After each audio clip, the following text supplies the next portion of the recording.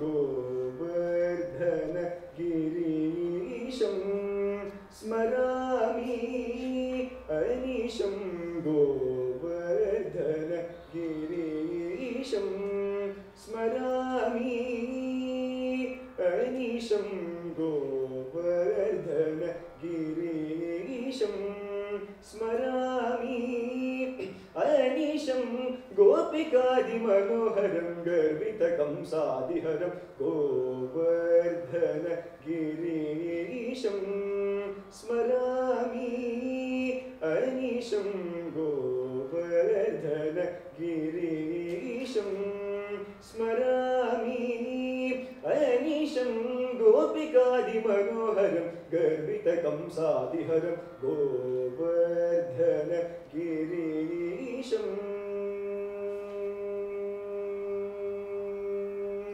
स्मरामि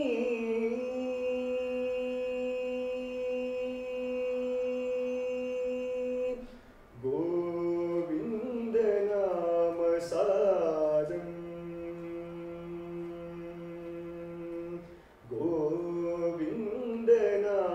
गोविन्दनामसारं गजेन्द्र रक्षणधीरं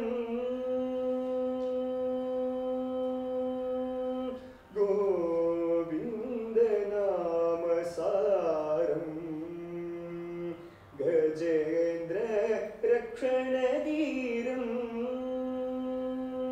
गोविन्दनामसारं गजेन्द्र रक्षणधीरं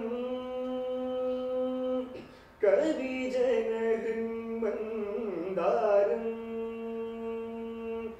कनकजितसुशरीरं कविजनहृन्मन्दारं कनकजितसुशरीरं कविजनहृन्मन्दारं कनकजितसुशरीरं रविशशिनयनविलासं रमणीयमुखाभासं शिवगणादिविश्वासं श्रीगुरुगुहमनोल्लासं गगमगम सगसग निस निस रविशशिनयनविलासं रमणीयमुखाभासं शिवगणादिविश्वासं श्रीगुरुगुहमनोल्लासं गगमगम सगसग निस निस गनिदनिदमगमदनिस मगसनिदगसनिदमनिदमगस गोवर्धन गिरीशं स्मरामि अनिशं गोपिकादिमनोहरं गर्वितकंसादिहरं गोवर्धन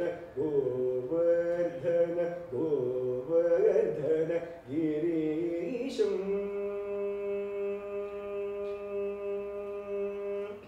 स्मरामि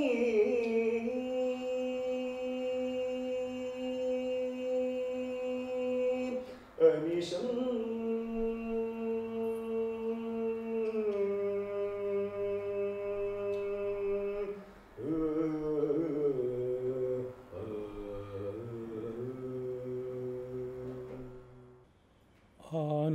आनन्दमानन्दकरं प्रसन्नं ज्ञानस्वरूपं निजबोधयुक्तं योगीन्द्रमीड्यं भवरोगवैद्यं श्रीमद्गुरुं नित्यमहं स्मरामि देवकी परमानन्दं कृष्णं वन्दे जगद्गुरुं सर्वोपनिषदो गावः दोग्धा गोपालनन्दनः पार्थो वत्सः सुधीर्भोक्ता दुग्धं गीतामृतं महत्. ಹೃನ್ಮಂದಿರದಲ್ಲಿ ತೇಜೋರೂಪರಾಗಿ ಬೆಳಗುತ್ತಿರುವ ಸದ್ಗುರು ದಂಪತಿಗಳ ಪವಿತ್ರ ಪದಪದ್ಮಗಳಿಗೆ ಹಾರ್ದವಾದ ಪ್ರಣಾಮಗಳು. ಎಲ್ಲ ಸಹೃದಯರಾದ ಜಿಜ್ಞಾಸುಗಳಿಗೂ ಹಾರ್ದವಾದ ವಂದನೆಗಳು. ಭಗವದ್ಗೀತಾ ಪ್ರವಚನ ಮಾಲಿಕೆಯ 38ನೆಯ ಕುಸುಮವನ್ನು ಶ್ರೀಕೃಷ್ಣ ಪ್ರಭುವಿನ ಪದಪದ್ಮಗಳಲ್ಲಿ ಅರ್ಪಿಸ್ತಾ ಇದ್ದೇನೆ.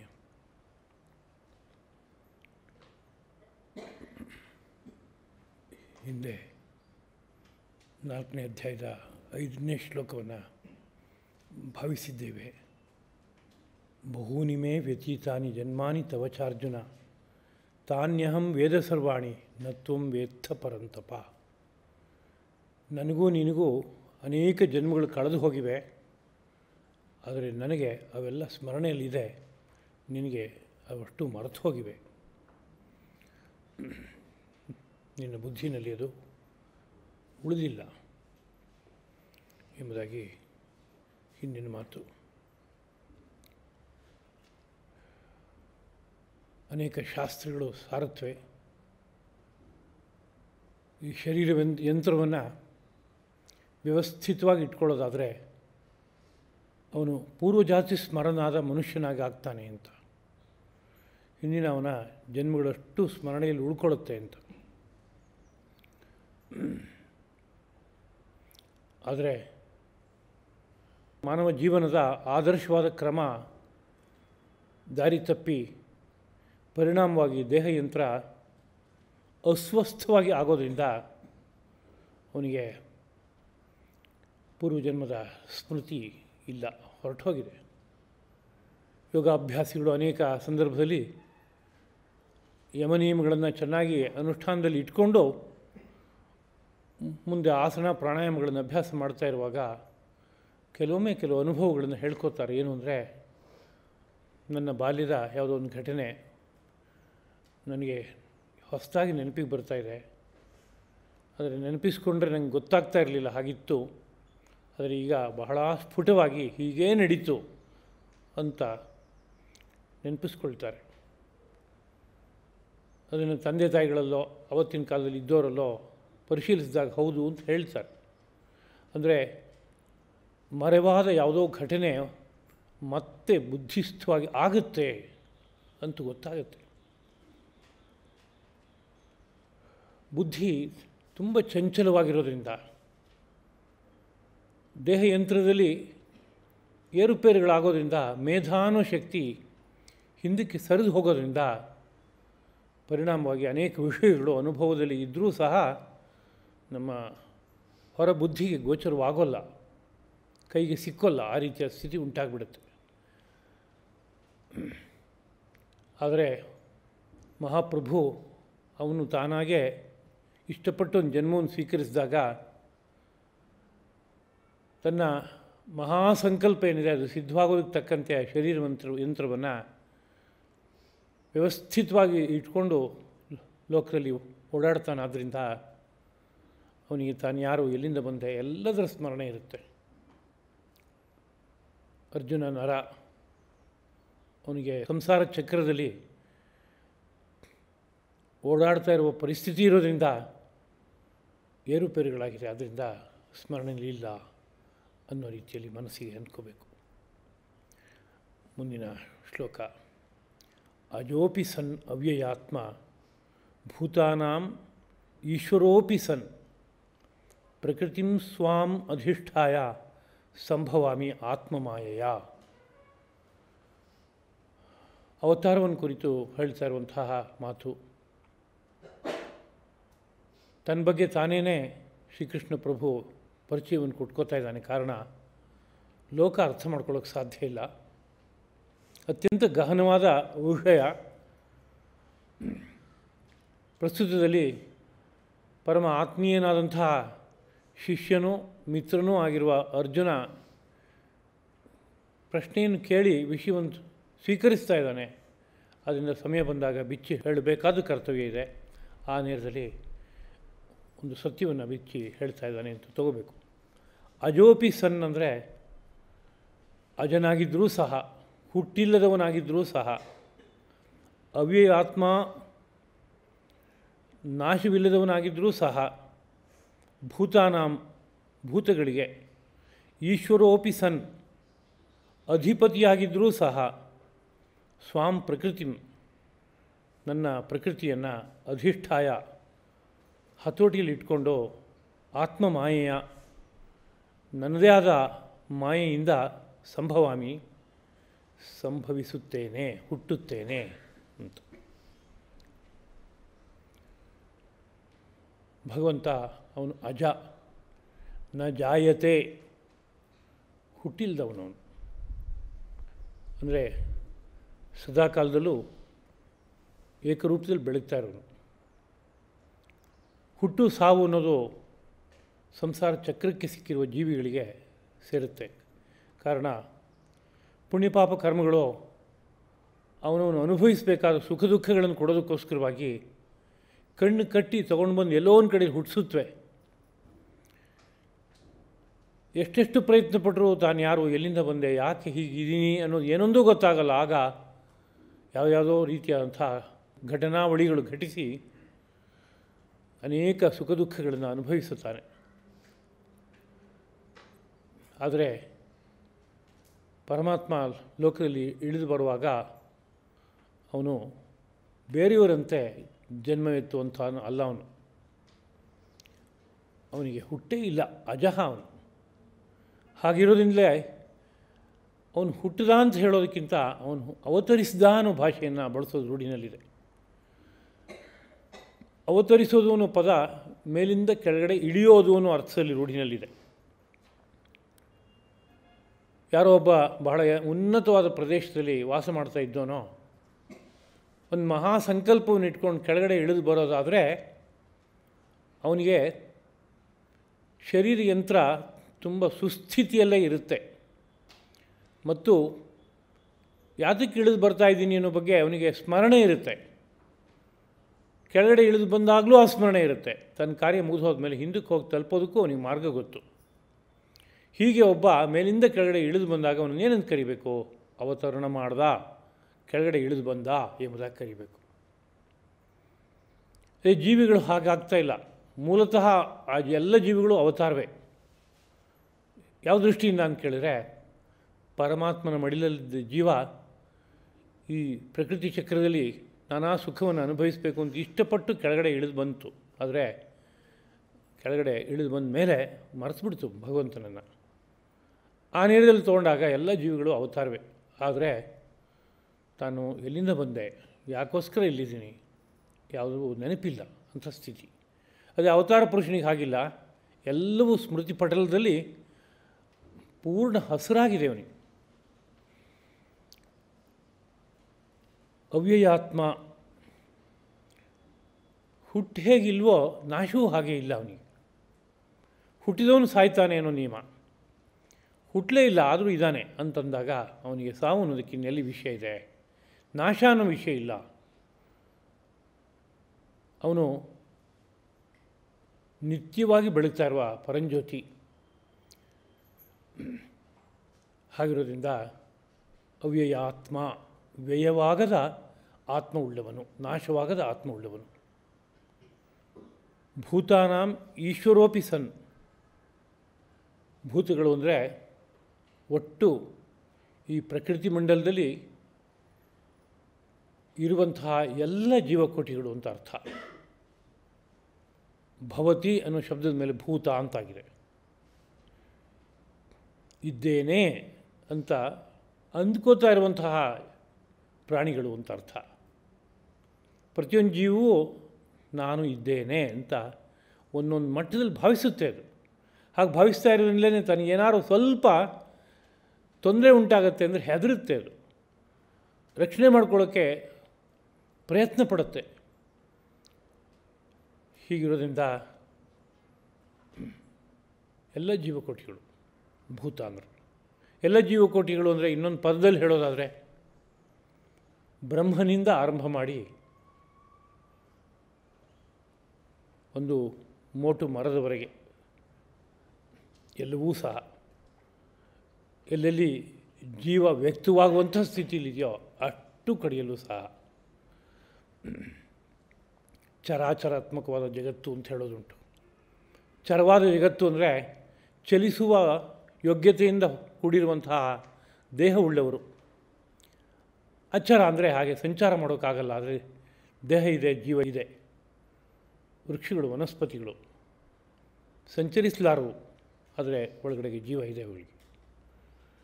ಇವೆಲ್ಲ ಭೂತಗಳು ಎಂಬುದಾಗಿ ಕರೆಯಲ್ಪಡುತ್ತವೆ. ಈ ಭೂತಗಳಿಗೆಲ್ಲ ಈಶ್ವರೋಪಿ ಸನ್ ಅಂದರೆ ಅಧಿಪತಿಯಾಗಿ ಅವನಿದ್ದಾನೆ. ನಿಯಾಮಕ, ಜೀವಕೋಟಿಗಳನ್ನೆಲ್ಲ ಆಳುವಂತಹ ಸ್ಥಾನದಲ್ಲಿದ್ದಾನೆ. ತನ್ನ ಸಂಕಲ್ಪ ಏನಿದೆ ಅದಕ್ಕೆ ತಕ್ಕಂತೆ ಜೀವಕೋಟಿಗಳನ್ನು ಸಂಸಾರ ಚಕ್ರದಲ್ಲಿ ಅವರವ್ರ ಕರ್ಮಾನುಗುಣವಾಗಿ ಸುತ್ತಿಸ್ತಾ ಇದ್ದಾನೆ. ಇಷ್ಟಪಟ್ಟಾಗ ಅವ್ರನ್ನೆಲ್ಲರನ್ನೂ ಒಂದು ಪ್ರಳಯ ರೂಪವಾದ ನಿದ್ರೆಯಲ್ಲಿ ವಿಶ್ರಾಂತಿಗೆ ಒಳಪಡಿಸ್ತಾನೆ. ತಾನು ಇಷ್ಟಪಟ್ಟಾಗ ಅವರೆಲ್ಲರನ್ನೂ ತನ್ನ ಮೂಲಕೂ ಕರ್ಕೊಂಡೋಗಿ ಮೋಕ್ಷವನ್ನು ಕೊಡ್ತಾನೆ. ಇಷ್ಟೆಲ್ಲ ಸಾಮರ್ಥ್ಯ ಇರೋದ್ರಿಂದ ಅವನು ಏನು ಕರಿಬೇಕು ಅನ್ನೋದು ಈಶ್ವರ ಅಂತ. ಈಶ್ವರ ಅನ್ನೋ ಪದವೇ ಏನು ಹೇಳುತ್ತೆ ಅಂದರೆ ಆಳುವವನು, ಎಲ್ಲರ ಮೇಲೆ ನಿಂತವನು ಅಂತ ಅರ್ಥ ಕೊಡುತ್ತೆ. ಹಾಗಿದ್ದಾನೆ ಅವನು. ಹಾಗಿದ್ದರೂ ಸಹ ಸ್ವಾಂ ಪ್ರಕೃತಿ, ತಂದವನ್ನು ಪ್ರಕೃತಿಯನ್ನು ಅವನು ಹತೋಟಿಯಲ್ಲಿ ಇಟ್ಕೊಂಡು ಹುಟ್ಟಿ ಬರ್ತಾಯಿದ್ದಾನೆ, ಅಂದರೆ ಅವತರಿಸಿ ಬರ್ತಾಯಿದ್ದಾನೆ. ಅವನು ಪ್ರಕೃತಿ ಅಂದರೆ ಏನದು ಅಂತ ಕೇಳಿದರೆ, ಅವನೇ ತನ್ನನ್ನು ತಾನು ವಿಸ್ತಾರಗೊಳಿಸ್ಕೊಂಡು ಜಗದ್ರೂಪದಲ್ಲಿ ಬೆಳಿಬೇಕು ಅಂತ ಅಂದ್ಕೊಂಡಾಗ ತ್ರಿಗುಣಾತ್ಮಿಕವಾದಂಥ ಒಂದು ಶಕ್ತಿಯನ್ನು ರಚನೆ ಮಾಡ್ಕೋತಾನೆ. ಸತ್ವರಜಸ್ ತಮಸ್ಸೆಂಬ 3 ಗುಣಗಳ ಒಂದು ಸಮಾವೇಶ ರೂಪವಾಗಿರುವಂತಹ ಒಂದು ವಸ್ತು.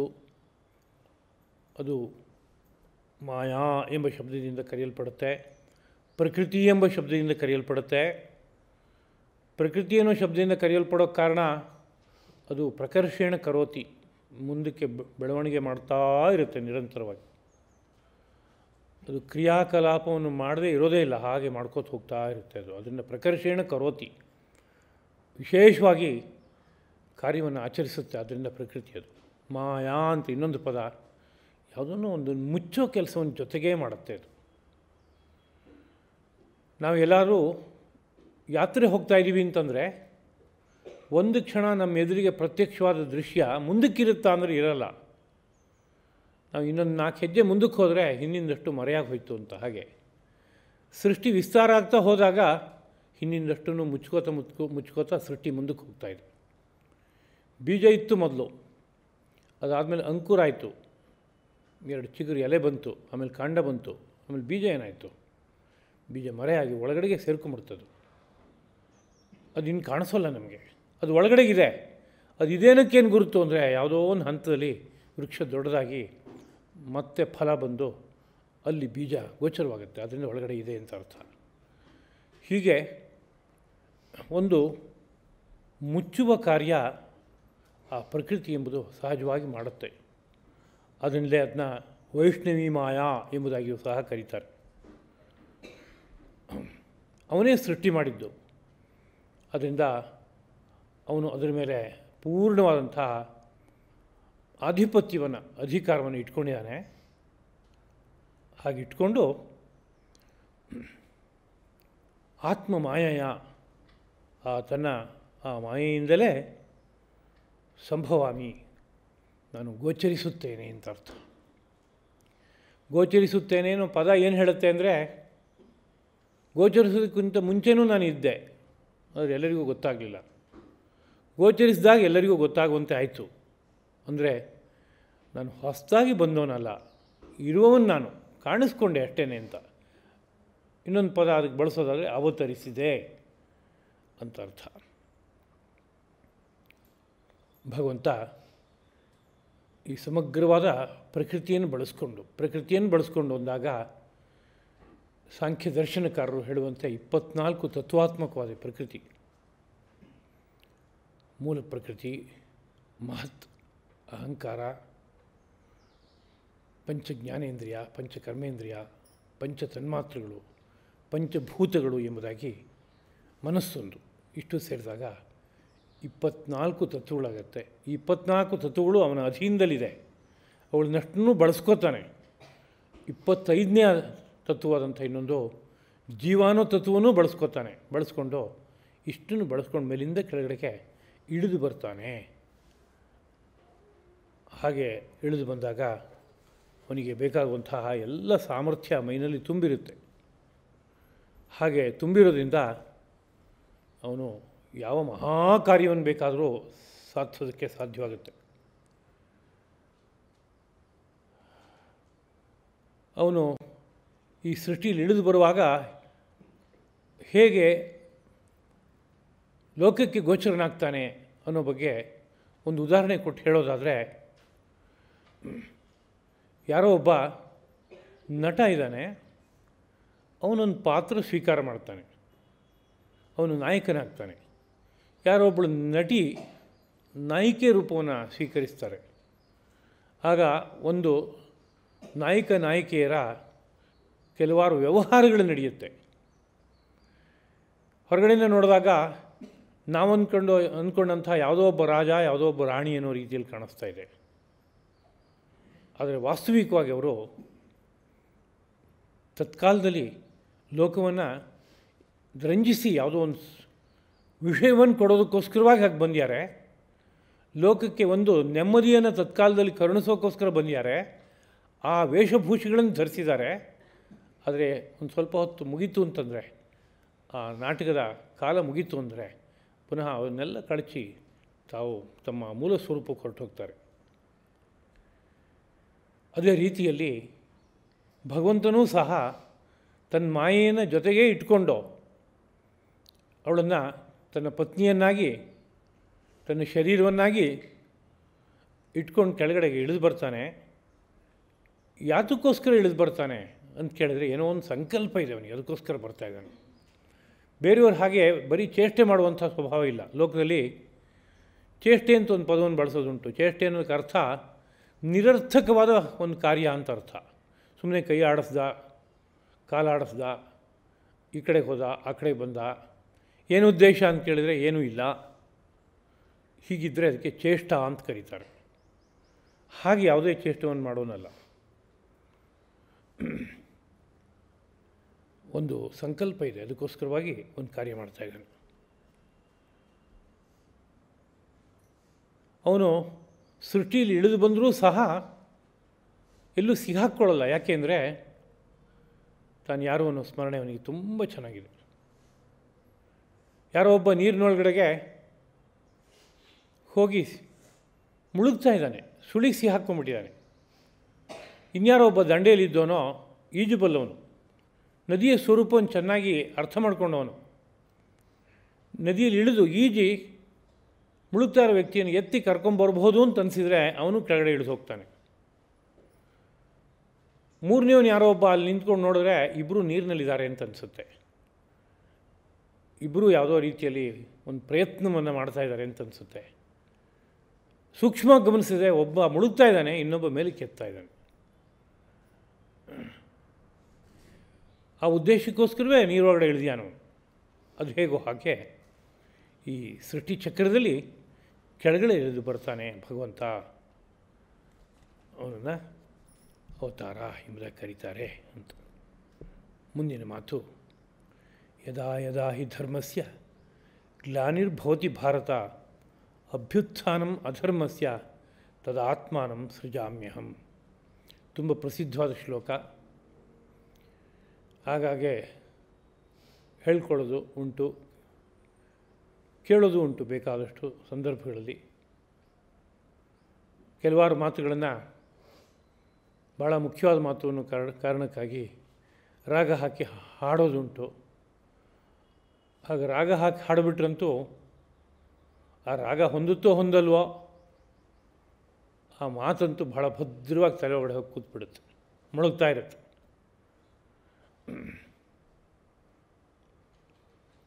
ಅಂಥ ಪ್ರಸಿದ್ಧವಾದ ಮಾತುಗಳಲ್ಲಿ ಒಂದಿದು. ಭಾರತ ಎಲೆ ಭರತ ವಂಶೋತ್ಪನ್ನನೇ, ಯದಾ ಯದಾ ಹಿ ಯಾವಾಗ ಯಾವಾಗ ಧರ್ಮಕ್ಕೆ ಗ್ಲಾನಿ ಹಾನಿಯು ಭವತಿ ಉಂಟಾಗುತ್ತದೆಯೋ,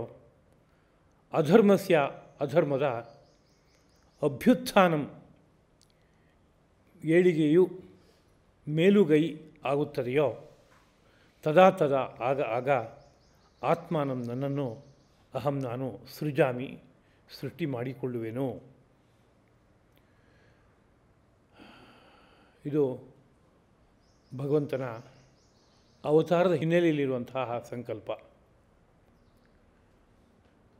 ಲೋಕದಲ್ಲಿ ಭಗವಂತ ಎಲ್ಲರೂ ನೆಮ್ಮದಿಯಾಗಿ ಬದುಕಲಿ ಅನ್ನೋ ಕಾರಣಕ್ಕಾಗಿ ಒಂದೊಂದು ಜೀವಕ್ಕೂ ಒಂದು ಉತ್ತಮವಾದಂಥ ಒಡಲನ್ನು ಕೊಟ್ಟು ಅವುಗಳ ಸುಖಮಯವಾದ ಜೀವನಕ್ಕೆ ಬೇಕಾಗಿರುವ ಸಂಪತ್ತನ್ನು ಕೊಟ್ಟು ಸೃಷ್ಟಿಚಕ್ರ ಸಹಜವಾಗಿ ನಡ್ಕೊಂಡು ಹೋಗಲಿ ಅಂತ ಬಿಟ್ಟರೂ ಸಹ ಅನೇಕ ರೀತಿಯಾದ ಏರುಪೇರುಗಳು ಸೃಷ್ಟಿಲಿ ಹುಟ್ಕೊಳ್ಳುತ್ತೆ. ಯಾಕೆ ಹುಟ್ಕೊಳ್ಳುತ್ತೆ ಅಂತ ಕೇಳಿದ್ರೆ, ಸಮಗ್ರ ಸೃಷ್ಟಿಯಲ್ಲಿ ಇರೋದೆಲ್ಲ ತ್ರಿಗುಣಗಳು. ಎಲ್ಲರ ಮೈಯೂ ತ್ರಿಗುಣಗಳಿಂದ ಮಾಡಲ್ಪಟ್ಟಿದ್ದು, ಮನಸ್ಸು ತ್ರಿಗುಣಗಳಿಂದ ಮಾಡಲ್ಪಟ್ಟಿದ್ದು. ಈ ತ್ರಿಗುಣಗಳ ಸ್ವಭಾವ ಏನಪ್ಪ ಅಂದರೆ, ಒಂದು ಇನ್ನೊಂದನ್ನು ಸಮಯದಲ್ಲಿ ಮೆಟ್ಟಿ ನಿಂತುಕೊಳ್ಳುವಂಥ ಸ್ವಭಾವ ಇದೆ ಇದಕ್ಕೆ. ಹಾಗಿರೋದ್ರಿಂದ ಒಮ್ಮೆ ಸತ್ವ ತಾನು ರಜಸ್ತಮಸ್ಸನ್ನು ಮೆಟ್ಟಿ ನಿಲ್ಲುತ್ತೆ, ಇನ್ನೊಮ್ಮೆ ರಜಸ್ಸು ಸತ್ವವನ್ನು ತಮಸ್ಸನ್ನು ಮೆಟ್ಟಿ ನಿಲ್ಲುತ್ತೆ, ಇನ್ನೊಮ್ಮೆ ತಮಸ್ಸು ಸತ್ವ ಮತ್ತು ರಜಸ್ಸನ್ನು ಮೆಟ್ಟಿ ನಿಲ್ಲುತ್ತೆ. ಹೀಗೆ ಅವುಗಳು ಏರಿಳಿತಗಳನ್ನು ಸದಾ ಕಾಲದಲ್ಲೂ ಹೊಂದುವಂಥದ್ದು ಅವುಗಳ ಸ್ವಭಾವ ಆಗಿಬಿಟ್ಟಿದೆ. ಇಂತಹ ತ್ರಿಗುಣಗಳಿಂದ ರಚಿತವಾದ ಮೈಯನ್ನು ಇಟ್ಕೊಂಡು ಈ ಭೂಮಿಗೆ ಜೀವಿಗಳು ಬಂದಿದ್ದಾರೆ. ಹೀಗಿರೋದ್ರಿಂದ ಕಾಲದ ಒಂದು ಪರಿಣಾಮವಾಗಿ ಇದ್ದಕ್ಕಿದ್ದ ಹಾಗೆ ಪ್ರಕೃತಿಯಲ್ಲಿ ಕೆಲವು ಏರುಪೇರುಗಳಾಗುತ್ತೆ. ಏರುಪೇರುಗಳು ಏನು ಅಂತ ತಿಳ್ಕೊಂಡ್ರೆ, ಒಂದು ಧರ್ಮದ ಗ್ಲಾನಿ, ಇನ್ನೊಂದು ಅಧರ್ಮದ ಮೇಲುಗೈ. ಅಧರ್ಮ ತುಂಬ ಬಲಿಷ್ಠವಾಗುತ್ತೆ, ಧರ್ಮ ಗ್ಲಾನಿಯನ್ನು ಹೊಂದುತ್ತೆ. ಗ್ಲಾನಿ ಅನ್ನೋದು ಬಾಡಿ ಹೋಗೋದು ಅಂತ ಅರ್ಥ. ಅದು ತನ್ನ ಕಲೆನ ಕಳ್ಕೊಳ್ಳುತ್ತೆ, ಅದರಲ್ಲಿರೋ ಸಾಮರ್ಥ್ಯ ಹೋಗುತ್ತೆ. ಹಾಗಾದಾಗ ಭಗವಂತ ನಾನು ಇಳಿದು ಬರ್ತೇನೆ ಎಂಬುದಾಗಿ ಹೇಳ್ತಾ ಇದ್ದಾನೆ. ಧರ್ಮ ಅಂದರೆ ಏನು, ಧರ್ಮದ ಗ್ಲಾನಿ ಅಂದರೆ ಏನು ಅನ್ನೋದನ್ನು ನಾವು ಮನಸ್ಸಿಗೆ ತಂದ್ಕೋಬೇಕಾಯ್ತು. ಧರ್ಮ ಅನ್ನುವಾಗ ಕೆಲವು ಅರ್ಥಗಳಿವೆ. ತುಂಬ ಪ್ರಧಾನವಾಗಿ ಯಾವುದು ಈ ಸಮಗ್ರ ಸೃಷ್ಟಿಯನ್ನು ಧರಿಸಿದೆಯೋ ಅದನ್ನು ಧರ್ಮ ಅಂತ ಕರೀತಾರೆ. ಧಾರಣಾತ್ ಧರ್ಮ, ಧಾರಣ ಮಾಡ್ತಾ ಇದೆ, ಅದರಿಂದ ಧರ್ಮ ಎಂಬುದಾಗಿದೆ. ಯಾವುದು ಧಾರಣ ಮಾಡ್ತಾ ಇದೆ ಅಂತ ನಮಗೆ ಕೇಳಿದರೆ ನಮಗೆ ಗೊತ್ತಾಗೋಲ್ಲ. ಉದಾಹರಣೆಗೆ, ನಿಮ್ಮನ್ನೆಲ್ಲ ಯಾರು ಧಾರಣೆ ಮಾಡಿದ್ದಾರೆ ಅಂತ ಪ್ರಶ್ನಿಸಿದರೆ ನಮಗೇನು ಅನಿಸುತ್ತೆ? ಭೂತಾಯಿ ಹೊತ್ಕೊಂಡಿದ್ದಾಳೆ ಅಂತ ಹೇಳ್ಬೋದು ನಾನು.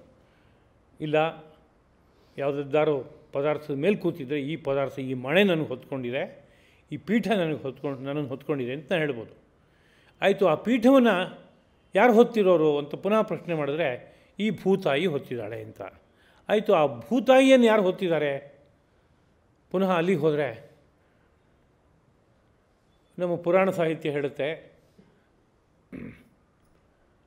ಆದಿಶೇಷನು ತನ್ನ ಫಣಾಮಂಡಲದ ಮೇಲೆ ಭೂಮಿಯನ್ನು ಹೊತ್ತಿದ್ದಾನೆ ಅಂತ.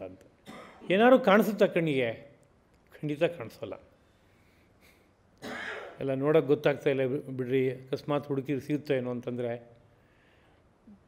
ಅದು ಆ ಥರದ ವಸ್ತು ಅಲ್ಲ. ಅವ್ರು ಹೇಳುವಾಗ ಅವ್ರ ಆಶೆ ಏನು ಅಂತ ನಾವು ತೊಗೊಂಡು ಹುಡುಕ್ಬೇಕಾಗತ್ತೆ. ಭೂಮಿ ಹೇಗೆ ನಿಂತಿದೆ ಖಗೋಳದಲ್ಲಿ ಅಂತ ಕೇಳಿದ್ರೆ, ಅದು ಒಂಥರ ಒಂದು ವೃತ್ತವನ್ನು ಇಟ್ಕೊಂಡು ಅದರ ಸುತ್ತುತ್ತಾ ಇದೆ. ಅಂತಹ ಗೋಳುಗಳು ಅನೇಕ ಇದೆ. ಅವುಗಳೆಲ್ಲವೂ ಸೂರ್ಯನ ಸುತ್ತುತ್ತಾ ಆ ಸುತ್ತುವಿಕೆಯ ಕಾರಣದಿಂದಲೇ ಅವುಗಳಿಗೊಂದು ಧಾರಣದ ಗತಿ ಬಂತು. ಹೀಗೆಲ್ಲ ಉತ್ತರವನ್ನು ನಾವು ಕಾಣ್ತೇವೆ. ಆದರೆ ಈ ರೀತಿಯಾಗಿ ಯಾವುದಕ್ಕೆ ಸುತ್ತೋಕ್ಕೆ ಶುರುವಾಯಿತು?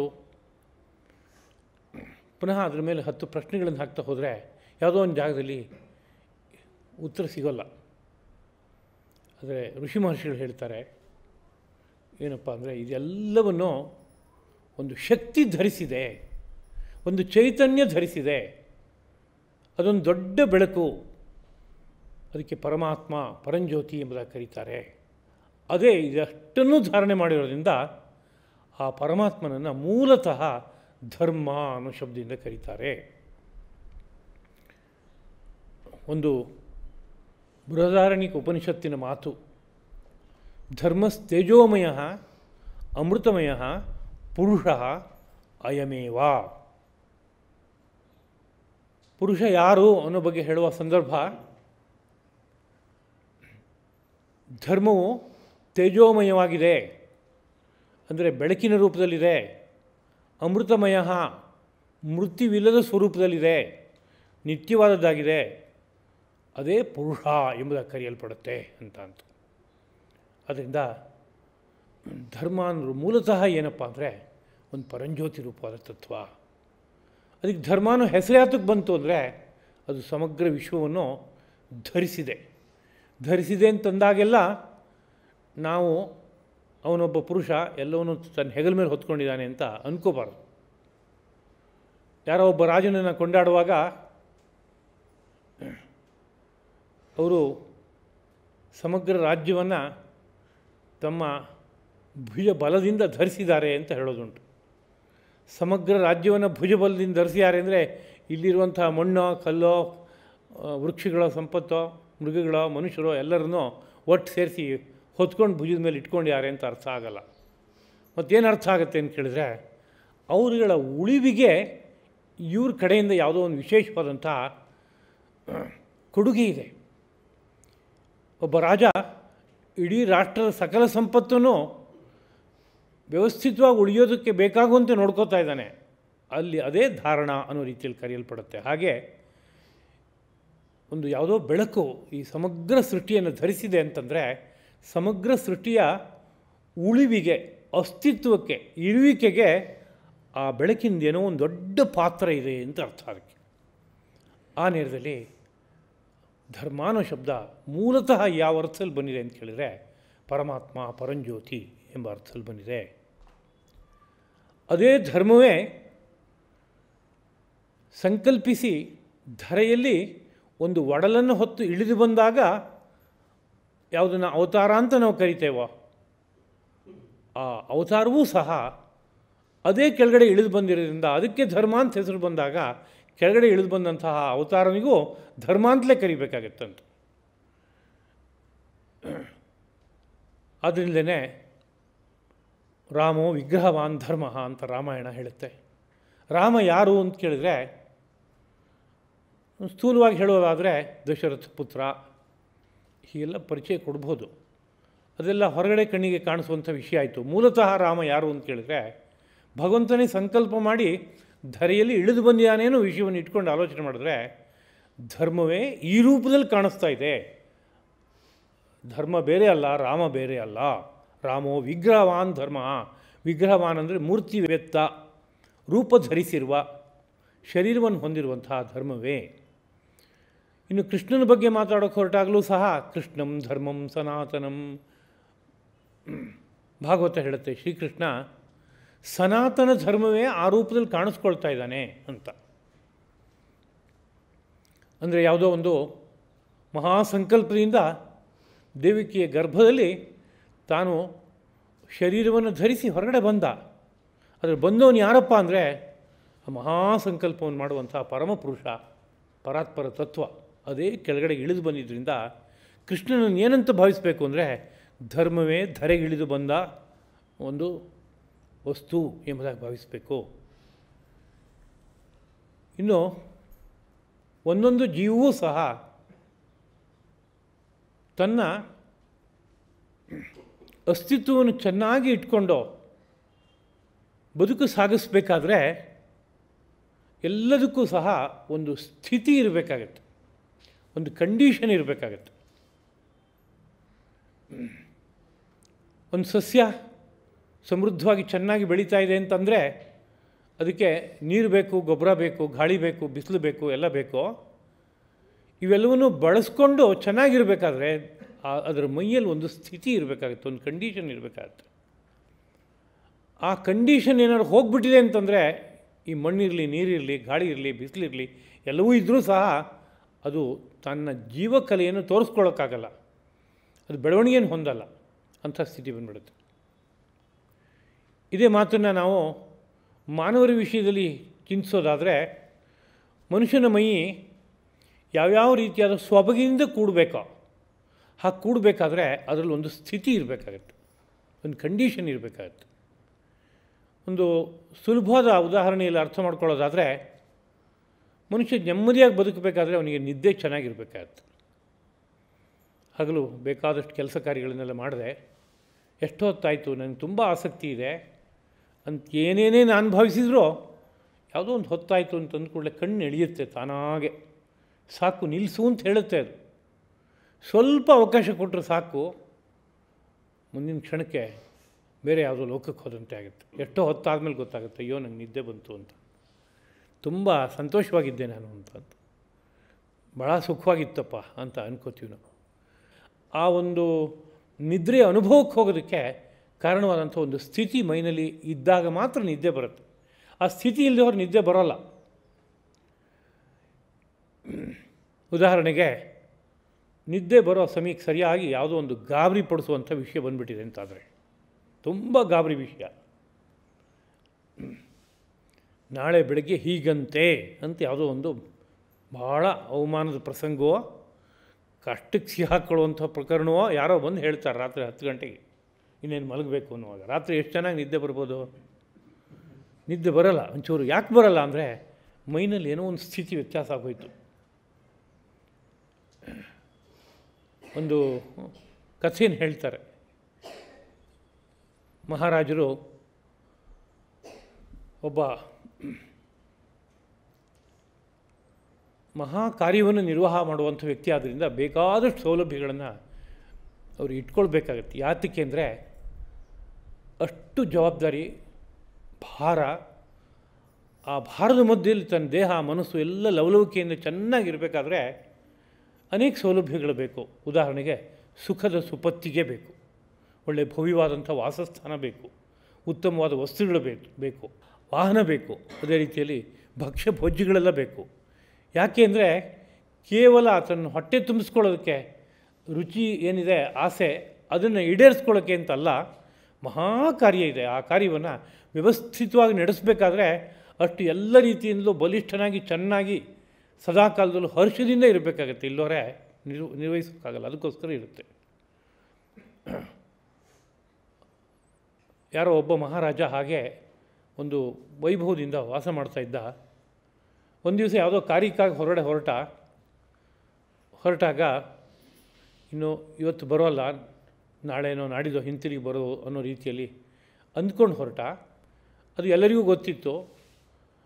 ಹತ್ತಿರದಲ್ಲಿ ಅವನ ವಾಸಸ್ಥಾನದಲ್ಲಿ ದ್ವಾರಪಾಲಕರಾಗಿ ಇದ್ದಂಥ ವ್ಯಕ್ತಿಗಳು ಗೊತ್ತಾಯ್ತು ಅವ್ರಿಗೆ ಒಂದು ಆಸೆ ಇತ್ತು. ಏನಪ್ಪ ಅಂದರೆ ಇವರು ಎಂಥ ಸುಖದ ಸುಪತ್ತಿಗೆ ಮೇಲೆ ಮಲಗಿ ನಿದ್ದೆ ಮಾಡ್ತಾರಲ್ಲ, ಹೇಗಿರ್ಬೋದು ಈ ಸುಖ ಅಂತ ತುಂಬ ಒಂದು ಕುತೂಹಲ ಹುಟ್ಕೋತು. ಯಾಕೆಂದರೆ ಅಂಥ ಸುಪತ್ತಿಗೆಯನ್ನು ಸಾಮಾನ್ಯ ಜನಗಳು ಎಲ್ಲೂ ನೋಡೋಕ್ಕೂ ಆಗಲ್ಲ, ಅನುಭವಿಸೋಕ್ಕೆ ಸಾಧ್ಯ ಇಲ್ಲ. ಹಂಸತೂಲಿಕಾ ತಲ್ಪ ಅಂತ ಕರೀತಾರೆ. ಅಷ್ಟು ಮೃದುವಾಗಿರುತ್ತಂತೆ, ಅಷ್ಟು ಸ್ವಚ್ಛವಾಗಿ ಬೆಳ್ಳಗಿರುತ್ತಂತೆ. ಅದನ್ನೆಲ್ಲ ನೋಡ್ತಾನೆ ಇವನು. ಅದರ ಸುಖ ಹೇಗಿದೆ ಅಂತ ಗೊತ್ತಿಲ್ಲ. ಒಂದು ಸರಿ ಯಾಕೆ ನೋಡಬಾರ್ದು ಅಂತ ಅನಿಸಾಯಿತು. ಮಹಾರಾಜರು ಹೇಗಿದ್ರು ಇವತ್ತು ಬರಲ್ಲ ಅಂತ ಹೊರಟೋಗಿದ್ದಾರೆ. ಸೀದಾ ಹೋಗಿ ಮಲ್ಕೊಂಡು ಒಂದು ಸರಿ ಅದ್ರ ಮೇಲೆ ಎದ್ದು ಕುಣಿದು ಎಲ್ಲ ಮಾಡಿದೆ. ಅಪರೂಪವಾಗಿ ಸಿಕ್ಕಿರೋ ಸುಖ ಅಂತಂದಾಗ ಸುಮ್ಮನೆ ಇರೋಕ್ಕಾಗಲ್ಲ. ಚಿಕ್ಕ ಮಕ್ಕಳು ಕೆಲವು ಸರಿ ಹೇಗೇಗೋ ಕೈ ಆಡಿಸೋದು, ಕಾಲಾಡಿಸೋದು ಎಲ್ಲ ಮಾಡುತ್ತೆ. ಯಾಕೆಂದರೆ ಆ ದೇಹ ಎಷ್ಟು ವಿಚಿತ್ರವಾಗಿದೆ ಅಂತ ಅನಿಸ್ಬಿಡುತ್ತೆ ಮಕ್ಕಳಿಗೆ. ಹಿಂಗನ್ನಕ್ಕೆ ಬರುತ್ತೆ, ಹಂಗನ್ನಕ್ಕೆ ಬರುತ್ತೆ, ಹಿಂಗೆ ಮಲಗಕ್ಕೆ ಬರುತ್ತೆ, ಮೇಲೆ ಕೇಳಕ್ಕೆ ಬರುತ್ತೆ, ಹಿಂದಕ್ಕೆ ಬೋಗಕ್ಕೆ ಬರುತ್ತೆ, ಮುಂದಕ್ಕೆ ಬೋಗಕ್ಕೆ ಬರುತ್ತೆ. ಏನು ವಿಚಿತ್ರ ಇದು ಅಂತ ಅನಿಸ್ಬಿಟ್ಟು ಅದನ್ನೆಲ್ಲ ಬಗೆಯಾಗಿ ಮಾಡಿ ನೋಡ್ಕೋತಾ ಇರುತ್ತೆ. ಖುಷಿ ಅದಕ್ಕೊಂದು. ಹಾಗೆ ಇವನಿಗೆ ಏನು ಅನ್ನಿಸ್ತು, ಒಂದು ಸರಿ ನೋಡಬೇಕು ಅಂತ ಎದ್ದು ಹಾರದ ಕೆಳಗಡೆ ಬಿದ್ದ. ಎಷ್ಟು ಮೃದುವಾಗಿದೆ ಹೇಗೆಲ್ಲ ನೋಡ್ತಾ ಇದ್ದಾನೆ. ಮಹಾರಾಜರು ಅಕಸ್ಮಾತ್ ವಾಪಸ್ ಬಂದುಬಿಟ್ರು ಯಾವುದೋ ಕೆಲಸಕ್ಕೆ ಹೆಚ್ಚು ಕಡಿಮೆ ಆಗಿ ಬಂದು ನೋಡ್ತಾರೆ. ಒಳಗಡೆಗೆ ಇವನು ದ್ವಾರಪಾಲಕ ಹೋಗಿ ಮಲಗಿ ಖುಷಿ ಮಾಡ್ತಾಯಿದ್ದಾನೆ ಅಂತ ಗೊತ್ತಾಗೋಯ್ತು. ಏನೂ ಹೇಳಲೇ ಇಲ್ಲ, ಸುಮ್ಮನೆ ಇದ್ಬಿಟ್ರು. ಮಾರನೇ ದಿವಸ ಅಲ್ಲೇ ಉಳ್ಕೊಂಡಿದ್ರು. ರಾತ್ರಿ ಒಂದು ಕಾರ್ಯ ಹೇಳಿದಂಥವನಿಗೆ. ಏನಪ್ಪ ಅಂದರೆ, ಇವತ್ತೊಂದು ದಿವಸ ನೀನು ನಮ್ಮ ಸುಖದ ಸುಪತ್ತಿಗೆ ಮೇಲೆ ಮಲಗಿ ನಿದ್ದೆ ಮಾಡಬೇಕು ಅಂತ ನನ್ನ ಆಶಯ. ಏನೂ ಆಲೋಚನೆ ಮಾಡಬೇಡ, ನಾನೇ ಹೇಳಿದ ಮೇಲೆ ನೀನು ಚಿಂತೆ ಮಾಡುವಂಥ ಅವಶ್ಯಕತೆ ಏನಿದೆ. ನೀನಾಗೆ ಏನಾದ್ರು ಹೊರಟ್ರೆ ಆಗ ನಾನು ದಂಡಿಸ್ಬೋದು. ನಾನೇ ಆಜ್ಞೆ ಕೊಡ್ತಾಯಿದ್ದೀನಿ ನಿನಗೆ, ಹೋಗು ಇವತ್ತು ರಾತ್ರಿ ಅಲ್ಲಿ ಮಲಗಬೇಕು ಅಂತ ಆದೇಶಿಸಿ. ಕೊನೆಗೆ ಏನು ಮಾಡಿದಾರಂತೆ ಅಂತ ಕೇಳಿದರೆ, ಅವನು ಮಲಗ್ತಾ ಇದ್ದಾನಲ್ಲ ಆ ಜಾಗಕ್ಕೆ ಸರಿಯಾಗಿ ಮೇಲ್ಗಡೆಗೆ ಒಂದು ಕೂದಲಿಗೆ ಒಂದು ಭಾರಿ ಹರಿತವಾದ ಖಡ್ಗನ ನೇತು ಹಾಕಿದಾನಂತೆ. ಅದು ನೇರವಾಗಿ ಎದೆಗೆ ಬಂದು ಬೀಳುತ್ತೆ. ಅದು ನೇರವಾಗಿ ಬಂದರೆ ಒಳಗಡೆ ಇವನು ಹೋಗಿ ಸೇರ್ಕೊಳ್ಳುತ್ತೆ, ಅದು ಅವನು ಉಳಿಯಲ್ಲ, ಅವನು ಆ ಕ್ಷಣಕ್ಕೆ ಹೊರಟೋಗ್ಬಿಡ್ತಾನೆ. ರಾಜರ ಆಜ್ಞೆ, ಇನ್ನೇನು ಮಾಡೋಕ್ಕಾಗಲ್ಲ, ಹೋಗಿ ಮಲಗೋಣ ಅಂತ ಮಲಗ್ತಾನೆ. ಮೇಲೆ ಕಣ್ಣು ತೆಗೆದು ನೋಡ್ತಾನೆ, ಮೇಲ್ಗಡೆಗೆ ಒಂದು ಥಳ ಥಳ ಥಳ ಹೊಯ್ತಾ ಇದೆ. ಅಷ್ಟು ಹರಿತವಾಗಿದೆ, ಭಾಳ ಚೂಪಾಗಿರೋದು, ಭಾಳ ಭಾರದ ಖಡ್ಗ. ತೂಗು ಹಾಕಿರೋದು ಯಾವುದಕ್ಕೆ? ಕಬ್ಬಿಣದ ಚೈನಿಗಲ್ಲ, ಒಂದು ಕೂದಲಿಗೆ ಕಟ್ಟಿದ್ದಾರೆ. ಅದು ಎಷ್ಟೊತ್ತಿಗೆ ಕಡ್ದು ಹೋಗುತ್ತೋ ಗೊತ್ತಿಲ್ಲ. ಈಗ ಗಾಢವಾಗಿ ನಿದ್ದೆ ಮಾಡಬೇಕು. ಎಷ್ಟು ಚೆನ್ನಾಗಿ ನಿದ್ದೆ ಬರುತ್ತೆ ಹೇಳಿ. ಒಂದು ಕ್ಷಣ ನಿದ್ದೆ ಬರುತ್ತಾ? ಖಂಡಿತ ಬರಲ್ಲ. ಯಾಕೆಂದರೆ ಜೀವಭಯ ಪ್ರತಿ ಕ್ಷಣಕ್ಕೆ. ಬೆಳಗ್ಗೆ ಆದ ಕೂಡಲೇ ಮಹಾಪ್ರಭುಗಳು ಬಂದು ಪ್ರಶ್ನೆ ಕೇಳಿದರು, ರಾತ್ರಿಯೆಲ್ಲ ಸುಖವಾಗಿ ನಿದ್ದೆ ಮಾಡಿದೇನಪ್ಪ ಅಂತ. ಮಹಾಪ್ರಭುಗಳಿಗೆ ತಪ್ಪಾಯಿತು, ಕ್ಷಮಿಸಿ, ನಾನು ಅಪರಾಧ ಮಾಡಿಬಿಟ್ಟೆ. ತಮಗೆ ತಮ್ಮ ಜೀವನದಲ್ಲಿ ಹಾಗೆ ಸದಾ ಕಾಲದಲ್ಲೂ ತೂಗುಗತ್ತಿಗಳು ನಿಂತಿರುತ್ತೆ, ಅದ್ರ ಮಧ್ಯೆಯಲ್ಲೂ ತಾವು ನೆಮ್ಮದಿಯಾಗಿ ನಿದ್ದೆ ಮಾಡೋದಕ್ಕೋಸ್ಕರವಾಗಿ ಸುಖದ ಸುಪತ್ತಿಗೆ ಇರುತ್ತೆ ಅನ್ನೋ ವಿಷಯನ ನಾನು ಅರ್ಥ ಮಾಡಿಕೊಂಡೆ. ನನಗೆ ಗೊತ್ತಾಯಿತು, ನಾನು ಮಾಡಿರೋ ಅಪರಾಧವನ್ನು ಮನ್ನಿಸ್ಬಿಡಿ ಅಂತ ಕೇಳ್ಕೊಂಡ ಅಂತ. ಅಂದರೆ ಒಂದು ಗಾಢವಾದ ನಿದ್ದೆ ಬರಬೇಕಾದ್ರೆ ಯಾವುದೋ ಒಂದು ದೇಹದಲ್ಲಿ ಮನಸ್ಸಿನಲ್ಲಿ ಒಂದು ಕಂಡೀಷನ್ ಇರಬೇಕಾಗತ್ತೆ. ಅದಿದ್ರೆ ಮಾತ್ರ ನಿದ್ದೆ ಬರುತ್ತೆ, ಇಲ್ಲೋರು ಇಲ್ಲ. ಈ ಕಂಡೀಷನ್ ಅನೇಕ ಕಾರಣದಿಂದ ವ್ಯತ್ಯಾಸ ಆಗೋಯ್ತು ಅಂತಂದ್ರೆ ನಿದ್ದೆ ಬರುತ್ತಾ ಅಂದರೆ ಖಂಡಿತ ನಿದ್ದೆ ಬರಲ್ಲ. ಹಗಲು ವೇಳೆಯಲ್ಲಿ ತಿನ್ನಬಾರ್ದ ಆಹಾರವನ್ನು ತುಂಬ ತಿಂದುಬಿಟ್ಟಿದ್ದಾನೆ. ಬಹಳ ಸ್ಟ್ರಾಂಗ್ ಆದಂಥ ಟೀನೋ ಕಾಫಿನೋ ಒಂದು 5-6 ಸರಿ ಕುಡಿದಿದ್ದಾನೆ. ಜೊತೆಗೆ ಏನಾದ್ರು ಒಂದಷ್ಟು ತಿಂಡಿ ತಿನ್ನಬೇಕು ಅಂತ ಅನ್ನಿಸ್ತು, ಭರ್ತಿ ಕಡಲೆಕಾಯಿ, ಆಮೇಲೆ ಒಂದು ಸ್ವಲ್ಪ ಗೇರು ಬೀಜ, ಇದನ್ನೆಲ್ಲ ಭರ್ತಿ ತಿಂದುಬಿಟ್ಟಿದ್ದಾನೆ. ಇದ್ರ ಜೊತೆಗೆ ಇನ್ಯಾವುದೋ ಒಂದಷ್ಟು ರೀತಿಯಾದಂಥ ಚಿಂತೆಯೂ ಇದೆ. ಈಗ ಸಮಯ ಇದೆ, 9-9:30 10 ಗಂಟೆ ಆಗೋಯ್ತು, ಮಲಗಿರ್ಬೋದು, ಬೆಳಗ್ಗೆ ಎಷ್ಟೊತ್ತಿಗೆ ಬೇಕಾದ್ರೂ ಹೇಳ್ಬೋದು, ಎಲ್ಲ ಸ್ವಾತಂತ್ರ್ಯ ಇದೆ ಅಂತಂದ್ರೂ ಮಲಗಿರಿ ಏನಾದ್ರು ನಿದ್ದೆ ಬರುತ್ತಾ ಅಂದರೆ ಒಂದು ಕ್ಷಣ ನಿದ್ದೆ ಬರಲ್ಲ. ಯಾಕೆಂದರೆ ಪಿತ್ತ ನೆತ್ತಿಗೆ ಏರು ಹೋಗ್ಬಿಟ್ಟಿದೆ ತೊಗೊಂಡಿರೋ ಆಹಾರ ವಸ್ತುಗಳಿಂದ. ಮನಸ್ಸು ಏಕಾಗ್ರವಾಗಿ ನಿಲ್ಲದೇ ಇಲ್ಲ, ಪ್ರಪಂಚ ಮರೆಯೋಕೆ ಬರಲ್ಲ, ಸದಾ ಜಾಗರೂಕವಾಗೇ ಇರುತ್ತೆ ಅದು. ಅಂದರೆ ಒಂದು ಸ್ಥಿತಿ ವ್ಯತ್ಯಾಸ ಆಯಿತು, ಒಂದು ಕಂಡೀಷನ್ ವ್ಯತ್ಯಾಸ ಆಯಿತು, ಅಂದರೆ ನಿದ್ದೆ ಹೋಯಿತು ಅಂತ ನಾವು ಹೇಳ್ಬೋದು. ತುಂಬ ಜ್ವರ ಬಂತು, ಒಂದು ಕ್ಷಣ ರಾತ್ರಿ ನಿದ್ದೆ ಬರೋಲ್ಲ. ಯಾಕೆಂದರೆ ದೇಹದ ಒಂದು ಕಂಡೀಷನ್ ಸ್ಥಿತಿ ವ್ಯತ್ಯಾಸ ಆಯಿತು, ಹೊರಟಾಯಿತು. ಇದನ್ನ ಒಂದು ಉದಾಹರಣೆಯಾಗಿ ಇಟ್ಕೊಳ್ಳೋಣ. ಇದೇ ರೀತಿಯಲ್ಲಿ ಮನುಷ್ಯ ಸರ್ವಾಂಗ ಸುಂದರವಾಗಿ ಬದುಕಬೇಕಾದ್ರೆ ಅವನಿಗೊಂದು ವಿಶೇಷವಾದಂಥ ಒಂದು ಸ್ಥಿತಿ ಇರಬೇಕು. ಆ ಸ್ಥಿತಿ ಚೆನ್ನಾಗಿದೆ ಅಂತಂದರೆ ಅವನು ಜಾಗೃತ ಜೀವನದಲ್ಲೂ ತುಂಬ ನೆಮ್ಮದಿಯಾಗಿ ಬದುಕ್ತಾನೆ. ಸ್ವಪ್ನದ ಸ್ಥಿತಿಗೆ ಹೋದರೆ ಉತ್ತಮವಾದ ಕನಸುಗಳನ್ನು ಕಂಡು ಅಲ್ಲಿ ಜಾಗೃತ ಜೀವನಕ್ಕಿಂತ ಅತಿಶಯವಾದ ಸುಖವನ್ನು ಪಡ್ತಾನೆ. ಇನ್ನು ಗಾಢವಾದ ನಿದ್ದೆಗೆ ಹೋಗಿ ಸ್ವಪ್ನಾವಸ್ಥೆಗಿಂತಲೂ ಅತಿಶಯವಾದ ಸುಖವನ್ನು ಕಾಣ್ತಾನೆ. ಇದಲ್ಲದೆ ಇನ್ನೂ ಒಂದು ಸ್ಥಿತಿ ಇದೆ, ಅದಕ್ಕೆ ತುರಿಯ ಸ್ಥಿತಿ ಅಂತ ಕರೀತಾರೆ, ಸಮಾಧಿ ಅವಸ್ಥೆ ಅಂತ. ಕಣ್ಣು ಮುಚ್ಚಿ ಕೂತರೆ ಪ್ರಪಂಚ ಎಲ್ಲ ಮರೆತೋಯ್ತು, ಅದ್ಭುತವಾದ ಒಂದು ಬೆಳಕು ಕಾಣಿಸ್ತು, ಆನಂದದ ಕಡಲು, ಅದರಲ್ಲಿ ಮುಳುಗೋದೆ, ಎಷ್ಟು ಅದ್ಭುತವಾಗಿತ್ತಪ್ಪ, ಎಷ್ಟೋ ಹೊತ್ತಿನ ನಂತರ ಮತ್ತೆ ಎಚ್ಚರ ಆಯಿತು ಅನ್ನೋ ರೀತಿಯಾದಂಥ ಒಂದು ಸ್ಥಿತಿ ಇದೆ. ಅದನ್ನ ಸಮಾಧಿ, ತುರಿಯಾವಸ್ಥಾ, ಉನ್ಮನಿ ಅವಸ್ಥಾ ಹೀಗೆಲ್ಲ ಕರೀತಾರೆ. ಅದು ಒಂದು ಮನುಷ್ಯನಿಗೆ ಅನುಭವಕ್ಕೆ ಇರಲೇಬೇಕಾದಂಥ ಒಂದು ಅವಸ್ಥೆ ಅಂತ ಜ್ಞಾನಿಗಳು ಹೇಳ್ತಾರೆ. ಒಂದು ಕಾಲದಲ್ಲಿ ಪ್ರತಿಯೊಬ್ಬ ಮಾನವನು ಅನುಭವಿಸ್ತಾ ಇದ್ದ ಅಂತ ಹೇಳ್ತಾರೆ. ಅದು ಕೈಗೆ ಸಿಕ್ಕಬೇಕಾದ್ರೆ ಮನುಷ್ಯನಲ್ಲಿ ಒಂದು ಸ್ಥಿತಿ ಇರಬೇಕಾಗುತ್ತೆ. ಆ ಕಂಡೀಷನ್ ದೇಹ ಮನಸ್ಸಿನಲ್ಲಿ ಕಳಚೋಗಿದೆ ಅಂತಾದರೆ ಆ ಅನುಭವ ಸಿಕ್ಕೋಲ್ಲ, ಏನೇನು ಪ್ರಯತ್ನ ಪಟ್ಟರೂ ಸಿಕ್ಕೋಲ್ಲ. ಅದು ನಿದ್ದೆ ಹೋಗ್ಬಿಟ್ಟಿದೆ ಅಂತ ಆದವನು ಏನೇನು ಪ್ರಯತ್ನ ಪಟ್ಟರೂ ನಿದ್ದೆ ಮಾಡೋಕ್ಕಾಗಲ್ಲ.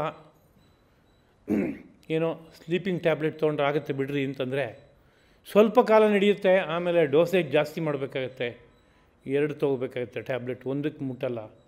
ಆಮೇಲೆ 2 ತೊಗೊಂಡ್ರೂ ಸಾಕಾಗಲ್ಲ, ಆಮೇಲೆ ಪುನಃ ಏನು ಮಾಡಬೇಕು ಅಂತ ಪ್ರಶ್ನೆ ಬರುತ್ತೆ ಅಂತ. ವಿದೇಶಗಳಲ್ಲಿ ಎಷ್ಟೋ ಭೀಕರವಾದ ಪರಿಸ್ಥಿತಿಗಳ ಬಗ್ಗೆ ಕೇಳ್ತೀವಿ ನಾವು. ಏನಪ್ಪ ಅಂದರೆ ನಿದ್ದೆ ಒಂದಿಲ್ಲ, ಬೇರೆ ಎಲ್ಲ ಸುಖ ಇದೆ ನಮಗೆ, ಎಲ್ಲ ಪದಾರ್ಥಗಳು ಇದೆ, ಎಲ್ಲ ಸೌಖ್ಯವನ್ನು ಅನುಭವಿಸ್ಬೋದು, ಆದರೆ ನಿದ್ದೆ ಒಂದು ಬರಲ್ಲ. ಅದರಿಂದ ನಮ್ಮ ಜನ್ಮ ಯಾಕಪ್ಪ ಅನ್ನೋ ಪರಿಸ್ಥಿತಿ ಉಂಟಾಗಿದೆ ಅಂತ ಅನೇಕರು ಭಾವಿಸ್ತಾರೆ. ಅಂದರೆ ನಿದ್ದೆ ಅನುಭವಿಸೋದಕ್ಕೆ ಬೇಕಾಗುವ ಒಂದು ಕಂಡೀಷನ್ ಬಾಡಿಯಿಂದ ಹೊರಟೋಗಿದೆ ಅಂತ ಅರ್ಥ, ಒಂದು ಸ್ಥಿತಿ ಹೊರಟೋಗಿದೆ ಅಂತ ಅರ್ಥ.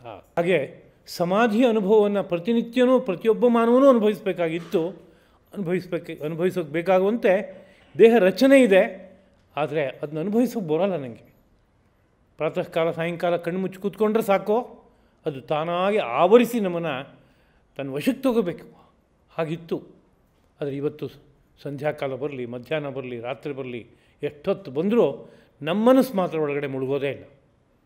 ಆ ಸ್ಥಿತಿಗೆ ಹೋಗೋಲ್ಲ. ಯಾಕೆ ಹೋಗೋಲ್ಲ ಅಂದರೆ ಒಂದು ಸ್ಥಿತಿ ಜಾರು ಹೋಗ್ಬಿಟ್ಟಿದೆ ಎಂಬುದಾಗಿ ಜ್ಞಾನಿಗಳು ಹೇಳ್ತಾರೆ, ಯೋಗಿಗಳು ಹೇಳ್ತಾರೆ.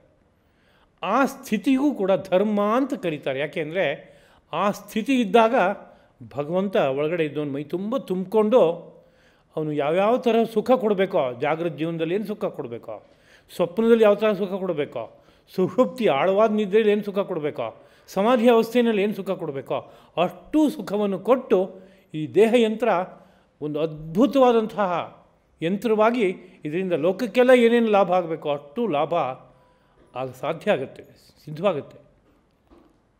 ಆದ್ದರಿಂದ ಆ ಸ್ಥಿತಿಯನ್ನು ಧರ್ಮ ಅಂತ ಕರೀತಾರೆ. ಧರ್ಮ ಅನ್ನುವಾಗ ನಾವು ಯಾವ್ಯಾವುದನ್ನು ಭಾವಿಸಿದ್ವಿ, ಒಮ್ಮೆ ಪುನರವಲೋಕನ ಮಾಡೋದಾದರೆ ಆ ಭಗವಂತನನ್ನು ಧರ್ಮ ಅಂತ ಮೂಲತಃ ಕರೀತಾರೆ. ಆ ಭಗವಂತನೇ ಧರೆಗೆ ಇಳಿದು ಬಂದಾಗ ಅವತಾರ ರೂಪದಲ್ಲಿ ಅವನನ್ನೂ ಧರ್ಮ ಅಂತ ಕರೀತಾರೆ. ಆ ಭಗವಂತ ಮೈತುಂಬ ತುಂಬಿಕೊಂಡು ಜ್ಞಾನಾನಂದವನ್ನು ವಿತರಿಸಬೇಕಾದ್ರೆ ಈ ಶರೀರದಲ್ಲಿ ಒಂದು ಕಂಡೀಷನ್ ಇರಬೇಕಾಗತ್ತೆ, ಒಂದು ಸ್ಥಿತಿ ಇರಬೇಕಾಗತ್ತೆ. ಆ ಸ್ಥಿತಿಯನ್ನೂ ಸಹ ಧರ್ಮ ಅಂತ ಕರೀತಾರೆ. ಅನಂತರ ಈ ಸ್ಥಿತಿ ಇರಬೇಕಾದ್ರೆ ಪ್ರತಿನಿತ್ಯದ ಜೀವನದಲ್ಲಿ ಒಂದು ವ್ಯವಸ್ಥೆ ಇರಬೇಕಾಗತ್ತೆ.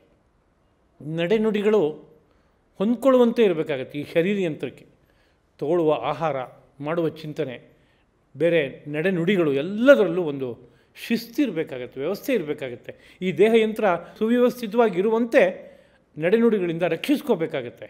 ಹಾಗಿರೋದ್ರಿಂದ ಆ ನಡೆನುಡಿಗಳೇನಿದೆ ಅದನ್ನು ಆಚಾರ ಅಂತ ಕರೆದು ಆಚಾರವನ್ನೂ ಧರ್ಮ ಅಂತ ಕರೀತಾರೆ. ಇನ್ನೊಂದು ಹಂತದಲ್ಲಿ ಇದನ್ನೇ ಆರ್ಷ ಸಾಹಿತ್ಯವು ಬೇರೆ ಬೇರೆ ಸಂದರ್ಭಗಳಲ್ಲಿ ಬೇರೆ ಬೇರೆ ರೀತಿಯಲ್ಲಿ ಹೇಳುತ್ತೆ. ಉದಾಹರಣೆಗೆ ವಿಹಿತ ಕ್ರಿಯಾ ಸಾಧ್ಯ ಧರ್ಮ ಪುಂಸಃ ಗುಣೋಮತಃ ಅಂತ ಒಂದು ಮಾತಿದೆ. ವಿಹಿತ ಕ್ರಿಯೆಯನ್ನು ನಡೆಸ್ತಾ ಹೋದರೆ, ಅಂದರೆ ವೇದವು ಯಾವುದನ್ನು ವಿಧಾನ ಮಾಡಿದೆಯೋ ಹೀಗೆ ನಡ್ಕೋಪ್ಪ, ಇದು ನಿನ್ನ ಆದರ್ಶವಾದ ದಿನಚರಿಯಾಗಲಿ, ಋತುಚರಿಯಾಗಲಿ, ಬದುಕಿಗಿರಲಿ, ಇದು ಅಗತ್ಯವಾಗಿ ಮಾಡಬೇಕಾದ ಕಾರ್ಯಗಳು ಅಂತ ವೇದವು ಏನನ್ನು ಹೇಳುತ್ತೋ ಅವುಗಳನ್ನು ಸಾಧನೆ ಮಾಡ್ತಾ ಹೋದಾಗ ಧರ್ಮ ಪುಂಸಃ ಗುಣೋಮತಃ, ಪುರುಷನಿಗೆ ಒಂದು ಗುಣ ಹುಟ್ಕೊಳ್ಳುತ್ತೆ, ಅದನ್ನು ಧರ್ಮ ಎಂಬುದಾಗಿ ಕರೀತಾರೆ. ಒಂದು ಗುಣ ಹುಟ್ಕೊಳ್ಳುತ್ತೆ ಅಂದರೂ ಒಂದೇ, ಒಂದು ಸ್ಥಿತಿ ಹುಟ್ಕೊಳ್ಳುತ್ತೆ ಅಂದರೂ ಒಂದೇನೆ.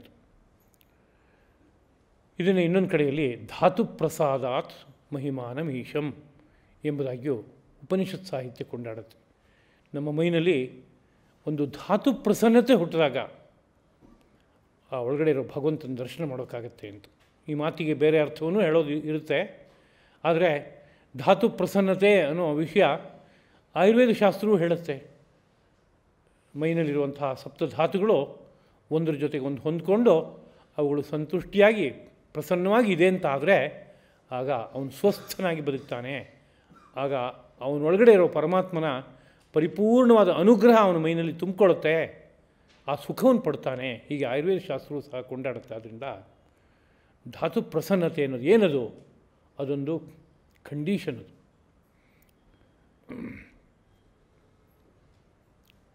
ಅದನ್ನೇ ಇನ್ನೊಂದು ಕಡೆಯಲ್ಲಿ ಆಚಾರ ಪ್ರಭವೋ ಧರ್ಮ ಎಂಬುದಾಗಿಯೂ ಹೇಳೋದುಂಟು. ಆಚಾರ ಪ್ರಭವ ಧರ್ಮ ಅಂದರೆ ಆಚಾರದಿಂದ ಹುಟ್ಟುವಂತಹದ್ದೇ ಧರ್ಮ ಅಂತ. ಅಂದರೆ ಆಚಾರದಿಂದ ಏನು ಹುಟ್ಟುತ್ತೆ ಅಂದರೆ ಅದು ಅವನಿಗೆ ಹೊಂದ್ಕೊಳ್ಳುವಂತಹ ಅರ್ಥವತ್ತಾದ ನಡೆನುಡಿಗಳಾಗಿದ್ದರೆ, ಸದಾಚಾರವೇ ಆಗಿದ್ದರೆ ಆಗ ಒಂದು ಸ್ಥಿತಿ ಹುಟ್ಕೊಳ್ಳುತ್ತೆ ಅವನಿಗೆ.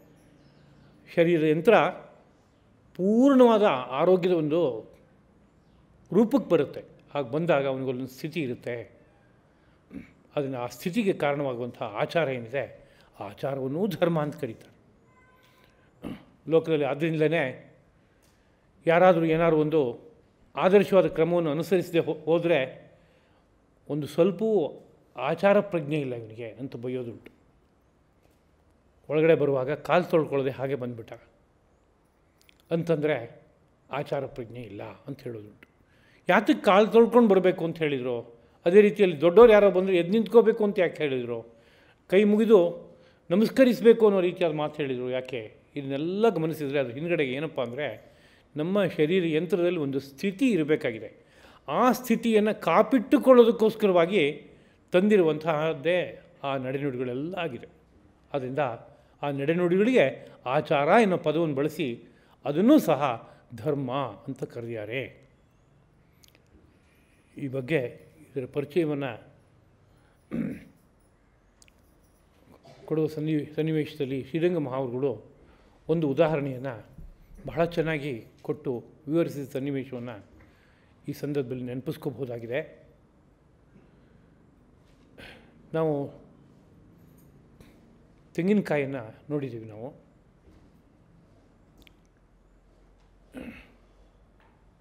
ಅಡುಗೆಗೆ ತೆಂಗಿನಕಾಯಿ ಬೇಕು ಅಂತ ಯೋಚನೆ ಮಾಡ್ತೇವೆ. ತೆಂಗಿನಕಾಯಿ ಬೇಕು ಅಂದರೆ ಅಡುಗೆಗೆ ಯಾವುದನ್ನು ನಾವು ಬಳಸೋದು ಮೂಲತಃ ಅಂತ ಕೇಳಿದರೆ, ಕರಟದ ಒಳಗಡೆ ಇರುವಂತಹ ಬೆಳ್ಳಗಿರುವಂತಹ ಮಧುರ ರಸದಿಂದ ಕೂಡಿರುವಂತಹ ಯಾವುದೋ ಒಂದು ತೀರಳಿದೆಯಲ್ಲ, ಅದನ್ನು ಅಡುಗೆಗೆ ಬಳಸೋದು. ಅದೇ ಮೂಲತಃ ತೆಂಗು. ಆದರೆ ಅದನ್ನು ಹೊತ್ತಿರುವಂತಹ ಒಂದು ಚಿಪ್ಪಿದೆಯಲ್ಲ, ಆ ಚಿಪ್ಪಿಗೂ ಅನಂತರದಲ್ಲಿ ಒಳಗಡೆ ಆ ತೀರಳು ಇರೋದ್ರಿಂದ ಅದನ್ನು ತೆಂಗು ಅಂತಲೇ ಕರಿತೀವಿ. ಇದೇನೋ ಇದು ತೆಂಗು ಅಂತ ಒಂದು ತೆಂಗಿನಕಾಯಿಗೂ ಕೂಡ ಆ ಹೆಸರನ್ನು ಬಳಸೋದುಂಟು. ಯಾತಕ್ಕೆ ಅಂದರೆ ಒಳಗಡೆ ಇರೋ ತೀರಳನ್ನು ಕಾಪಾಡೋದಕ್ಕೋಸ್ಕರ ಹೊರಗಡೆಗೆ ಒಂದು ಭದ್ರವಾದ ಕವಚವಾಗಿದೆ. ಅದರಿಂದ ಒಳಗಡೆ ತೀರಳಿದ್ದಾಗ ಆ ಹೊರ ಕವಚವನ್ನು ಸೇರಿಸಿ ನಾವು ಇದನ್ನು ತೆಂಗು, ತೆಂಗಿನಕಾಯಿ ಎಂಬುದಾಗಿ ಹೇಳ್ತೀವಿ. ಅಷ್ಟೇ ಅಲ್ಲ, ಅದ್ರ ಮೇಲ್ಗಡೆ ಒಂದು ದಪ್ಪ ಸಿಪ್ಪೆ ಇದೆ ಅಂತಿದ್ದರೆ, ಆ ದಪ್ಪ ಸಿಪ್ಪೆಯಿಂದ ಕೂಡಿರುವ ಆ ವಸ್ತುವನ್ನು ನೋಡಿದಾಗ ಇದೇನು ಅಂತ ಕೇಳಿದರೆ ತೆಂಗಿನಕಾಯಿ ಅಂತ ಅಂತೀವಿ. ಯಾಕೆ ಹೆಸರು ಬಂತು ಅಂತ ಕೇಳಿದ್ರೆ, ಒಳಗಡೆಗೆ ಒಂದು ತೀರಳಿದೆಯಲ್ಲ, ಅದು ಮೂಲತಃ ತೆಂಗು. ಅದನ್ನು ಕಾಪಾಡೋದಕ್ಕೋಸ್ಕರವಾಗಿ ಕರಟ ಇದೆಯಲ್ಲ, ಅದರಿಂದ ಅದು ತೆಂಗಿನಕಾಯಿ. ಅದನ್ನು ಆ ಕವಚವನ್ನು ಕಾಪಾಡೋದಕ್ಕೋಸ್ಕರ ಮೇಲ್ಗಡೆ ಒಂದು ದಪ್ಪ ಸಿಪ್ಪೆ ಇದೆ. ಆ ದಪ್ಪ ಸಿಪ್ಪೆ ಇರೋದ್ರಿಂದ ಆ ಒಳಗಡೆ ಇರುವಂಥ ಕರಟ ಒಡೆದು ಹೋಗಲ್ಲ. ಬಿಸಿಲಿಗೆ ತೊಗೊಂಡು ಹಾಕಿದ್ರೆ ಒಡೆಯಲ್ಲ, ಅದು ಸುರಕ್ಷಿತವಾಗಿ ಉಳ್ಕೊಳ್ಳುತ್ತೆ ಅದು. ಆದ್ದರಿಂದ ಆ ದಪ್ಪ ಸಿಪ್ಪೆಯಿಂದ ಕೂಡಿದ ಒಂದು ಯಾವ ಗೋಟು ಅಂತ ಕರಿತೀವೋ ಅದಕ್ಕೂ ಸಹ ತೆಂಗಿನಕಾಯಿ ಅನ್ನೋ ರೀತಿಯಾದ ಹೆಸರು ಬರುತ್ತೆ. ಅದೇ ರೀತಿಯಲ್ಲಿ ಮೂಲತಃ ಪರಮಾತ್ಮ ಪರಂಜ್ಯೋತಿ ಏನಿದೆಯೋ ಅದನ್ನೇ ಧರ್ಮ ಅಂತ ಕರೆದ್ರು. ಆ ಧರ್ಮ ಲೋಕದಲ್ಲಿ ಇಳಿದು ಬಂದಾಗ ಅವತಾರ ರೂಪವಾಗಿ ಅವನನ್ನೂ ಧರ್ಮ ಅಂತ ಕರೆದ್ರು. ಆ ಒಂದು ಪರಮಾತ್ಮ ಈ ಮೈನಲ್ಲಿ ತುಂಬಿಕೊಂಡು ಜ್ಞಾನಾನಂದವನ್ನು ವಿತರಿಸಬೇಕಾದ್ರೆ, ಎಲ್ಲ ಸೌಖ್ಯವನ್ನು ಕೊಡಬೇಕಾದ್ರೆ ದೇಹಕ್ಕೊಂದು ಸ್ಥಿತಿ ಇರಬೇಕಾಗಿದೆ.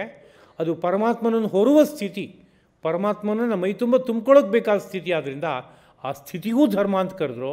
ಅನಂತರ ಆ ಸ್ಥಿತಿ ಯಾವುದರಿಂದ ಬರುತ್ತೋ ಅಂತಹ ನಡವಳಿಕೆಗಳೇನಿದೆ, ಆಚಾರ, ಅದನ್ನು ಧರ್ಮ ಎಂಬುದಾಗಿ ಕರೆದರು. ಇಂಥ ಧರ್ಮ ಧರೆಯಲ್ಲಿ ಕೆಲವು ಕಾಲದಲ್ಲಿ ಶಿಥಿಲವಾಗೋದು ಅಂತುಂಟು. ಯಾಕೆ ಶಿಥಿಲವಾಗುತ್ತೆ ಅಂತ ಕೇಳಿದ್ರೆ, ತುಂಬ ಪ್ರಧಾನವಾಗಿ ಆಚಾರಗಳು ಏರುಪೇರಾದಾಗ ಪೂರ್ತಿ ಶಿಥಿಲವಾಗುತ್ತೆ. ಆಗ ಮಂಕಾಗುತ್ತೆ, ಅದು ಗ್ಲಾನಿಯನ್ನು ಹೊಂದ್ಬಿಡುತ್ತೆ. ಜೊತೆಗೇ ಅಧರ್ಮ ಅನ್ನೋದು ಇನ್ನೊಂದು ಕಡೆಯಲ್ಲಿ ತಾಂಡವ ಆಡೋದಕ್ಕೆ ಶುರುವಾಗುತ್ತೆ. ಅಧರ್ಮ ತಾಂಡವ ಆಡೋದು ಅಂದರೆ ಏನರ್ಥ? ಧರ್ಮ ಅನ್ನೋ ಸ್ಥಿತಿಯನ್ನು ಉಳಿಸ್ಕೊಳ್ಳೋದಕ್ಕೆ ಸದಾಚಾರ ಬೇಕು. ಧರ್ಮ ಅನ್ನೋ ಸ್ಥಿತಿಯನ್ನು ಹಾಳು ಮಾಡಿಕೊಳ್ಳೋದಕ್ಕೆ ದುರಾಚಾರ ಕಾರಣ ಆಗುತ್ತೆ. ಅದರಿಂದ ಎಲ್ಲ ಕಡೆಯಲ್ಲೂ ದುರಾಚಾರ ಬೆಳೆದುಬಿಟ್ಟಿದೆ ಅನ್ನೋ ಪರಿಸ್ಥಿತಿ ಬಂತು ಅಂದರೆ ಆಗೇನಾಗುತ್ತೆ? ಅಧರ್ಮ ತಾಂಡವಾಡ್ತಾ ಇದೆ ಅಂತ ಕರೀತಾರೆ. ಸತ್ಯ, ಅಹಿಂಸೆ, ದಯ ಯಾವ ಗುಣವೂ ಉಳ್ಕೊಳ್ಳಲ್ಲ, ಅದೆಲ್ಲ ಹೊರಟೋಗ್ಬಿಡುತ್ತೆ. ಸುಳ್ಳನ್ನು ಆಡುವಂಥದ್ದು, ಇನ್ನೊಬ್ಬರಿಗೆ ಹಿಂಸೆಯನ್ನು ಮಾಡುವಂಥದ್ದು, ಇನ್ನೊಬ್ಬರ ವಸ್ತುವನ್ನು ಕಿತ್ಕೊಳ್ಳುವಂಥದ್ದು, ಹೀಗೆ ನಾನಾ ಥರದ ದುರಾಚಾರಗಳೆಲ್ಲ ಹುಟ್ಕೊಂಡ್ಬಿಡುತ್ತೆ. ಅವುಗಳು ತಾಂಡವಾಡುತ್ತೆ. ಅವುಗಳನ್ನು ಯಾರೋ ಒಬ್ಬ ಬೆಳೆಸ್ಕೊಂಡವನೋ ಉಳಿದವ್ರನ್ನೆಲ್ಲ ಮೆಟ್ಟಿ ನಿಲ್ತಾನೆ, ಅಂಥ ಪರಿಸ್ಥಿತಿ ಇರುತ್ತೆ. ದುರ್ಬುದ್ಧಿ, ಆ ದುರ್ಬುದ್ಧಿ ತುಂಬ ದೊಡ್ಡ ಮಟ್ಟಕ್ಕೆ ಬೆಳೆದು ಯಾರೂ ನೆಮ್ಮದಿಯಿಂದ ಇರಬಾರ್ದು ಅಂಥ ಸ್ಥಿತಿ ಅಂತ ಅಂದ್ಬಿಡುತ್ತೆ. ಹಾಗಾದಾಗ ಏನಂತ ಕರಿಬೇಕು ಅಂತ ಕೇಳಿದರೆ, ಅಧರ್ಮವು ಮೇಲೆದ್ದು ನಿಂತಿದೆ, ಅದು ತಾಂಡವಾಡುವಂಥ ಸ್ಥಿತಿಲಿದೆ ಅಂತ ಅರ್ಥ. ಇಂಥ ಸ್ಥಿತಿಗಳು ಕಾಲಘಟ್ಟದಲ್ಲಿ ಎಲ್ಲೆಲ್ಲೋ ಬರುತ್ತಂತೆ. ಧರ್ಮ ಸಂಪೂರ್ಣ ಮರೆಯಾಗಿ ಹೊರಟೋಯ್ತು ಅಂದರೆ ಸದಾಚಾರಗಳೆಲ್ಲ ಮರೆಯಾಗಿದೆ. ಆ ಸದಾಚಾರಗಳಿಂದ ಬರುವಂಥ ಒಂದು ಸ್ಥಿತಿ ಏನಿತ್ತೋ ಅದು ಮರೆಯಾಗಿ ಹೋಗಿದೆ. ಅದರಿಂದ ಜ್ಞಾನಾನಂದದ ಅನುಭವ ಇಲ್ಲ. ಆ ಭಗವಂತ ಇಲ್ಲಿ ಒಡಲಿನಲ್ಲಿ ನೆಲೆಸಿ ಯಾವ್ಯಾವ ರೀತಿಯ ಸುಖ ಕೊಡಬೇಕಾಗಿತ್ತೋ ಅದು ಇಲ್ಲ, ಅಂಥ ಸ್ಥಿತಿ ಬಂದುಬಿಟ್ಟಿದೆ. ಅಂತಾದಾಗ ಅದನ್ನು ಏನಂತ ಕರಿಬೇಕು ಅಂದರೆ, ಧರ್ಮ ಗ್ಲಾನಿಯಾಗಿದೆ, ಅಧರ್ಮ ಎಲ್ಲ ಕಡೆಗೂ ತಾಂಡವಾಡ್ತಾ ಇದೆ ಅಂತ ವಿಷಯ ಇದೆ. ಇಂತಹ ಒಂದು ಧರ್ಮದ ಗ್ಲಾನಿ ಮತ್ತು ಅಧರ್ಮದ ತಾಂಡವ ವಿಶೇಷವಾಗಿ ಘಟಿಸಿದಾಗ ಆಗ ಭಗವಂತ ಕೆಳಗಡೆ ಇಳಿದು ಬರ್ತಾನಂತ. ನಿತ್ಯದಲ್ಲೂ ಇದು ಘಟಿಸ್ತಾ ಇರ್ಬೋದು, ಆದರೆ ಘಟಿಸಿದರೆ ಭಗವಂತ ಈ ಕೊಟ್ಟ ಒಡಲಿನಲ್ಲಿ ಇದನ್ನು ಸರಿಪಡಿಸ್ಕೊಳ್ಳೋಕೆ ಬೇಕಾದ ವ್ಯವಸ್ಥೆಯೂ ಕೊಟ್ಟಿಯಾನೆ. ಅಲ್ಲಲ್ಲೇ ಸರಿಪಡಿಸ್ಕೋಬೋದು. ಸರಿಪಡಿಸ್ಕೊಳ್ಳೋಕೆ ಬೇಕಾಗುವ ಮಾರ್ಗದರ್ಶನವನ್ನು ವೇದಾದಿ ಸಾಹಿತ್ಯಗಳ ಮೂಲಕ ಲೋಕಕ್ಕೆಲ್ಲ ಕೊಟ್ಟಿದ್ದಾನೆ ಅವನು. ಅದ್ರ ಮೂಲಕ ಅರ್ಥ ಮಾಡ್ಕೋಪ್ಪ, ಬುದ್ಧಿಯಿಂದ ವಿಶ್ಲೇಷಣೆ ಮಾಡ್ಕೋಪ್ಪ, ಸರಿಪಡಿಸ್ಕೋ ಅಂತ ಎಲ್ಲ ವ್ಯವಸ್ಥೆಯನ್ನು ಕೊಟ್ಟಿದ್ದಾನೆ. ಆದರೆ ಯಾವ ವ್ಯವಸ್ಥೆಯು ಕೆಲಸನೇ ಮಾಡಲ್ಲ ಅನ್ನೋ ಸ್ಥಿತಿ ಬಂತು ಅಂದರೆ ಪೂರ್ತಿ ಕೆಟ್ಟೋಗಿದೆ ಅಂತಂದಾಗ ಆಗೇನು ಮಾಡಬೇಕು? ಅವನೇ ಕೆಳಗಡೆ ಇಳಿದು ಬರಬೇಕಾಗತ್ತೆ. ಯಾವುದೋ ಒಂದು ಕಾರ್ ಕೊಟ್ಟಿದ್ದೀವಿ, ಕಾರನ್ನು ಬಳಸೋ ಕ್ರಮವೂ ಹೇಳ್ಕೊಟ್ಟಿದೆ.